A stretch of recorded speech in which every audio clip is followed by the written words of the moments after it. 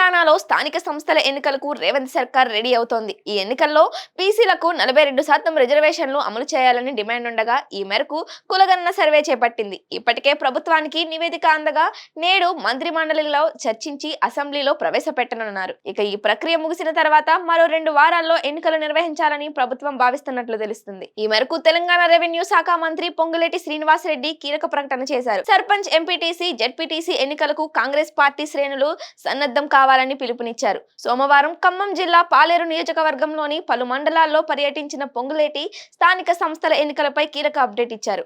గ్రామ పంచాయతీ ఎన్నికల కంటే ముందే జిల్లా, మండల, ప్రాదేశిక నియోజకవర్గాల ఎన్నికలకు ఉంటాయని అన్నారు. మరో 15 రోజుల్లోనే ఎన్నికల షెడ్యూల్ వస్తుందని కీలక ప్రకటన చేశారు. ఈ ఎన్నికలు పార్టీల పరంగా జరుగుతాయని, కాబట్టి జాగ్రత్తగా ఉండాలన్నారు. పార్టీ బీఫామ్ ఎవరికి వస్తే వారికి నాయకులు, కార్యకర్తలు సపోర్ట్ చేసి గెలిపించాలని సూచించారు. ఇతర పార్టీల వారిని గెలిపించి కాంగ్రెస్ పార్టీలోకి తీసుకొస్తామంటే తనకు నచ్చదని చెప్పారు. పోటీ ఉన్న గ్రామాల్లో ఒకరికి ఎంపీటీసీగా అభ్యర్థిగా ఖరారు చేస్తే మరొకరికి సర్పంచి అభ్యర్థిత్వం ఖరారవుతుందని అన్నారు. ఇంకొకరికి పార్టీ నుంచి పదవి వస్తుందని, అందరికీ న్యాయం చేస్తామన్నారు. సాధ్యమైనంత మేరకు ఎక్కువ ఎంపీటీసీ, సర్పంచ్ స్థానాలు ఏకగ్రీవం అయ్యేందుకు కృషి చేయాలని పార్టీ శ్రేణులకు పిలుపునిచ్చారు.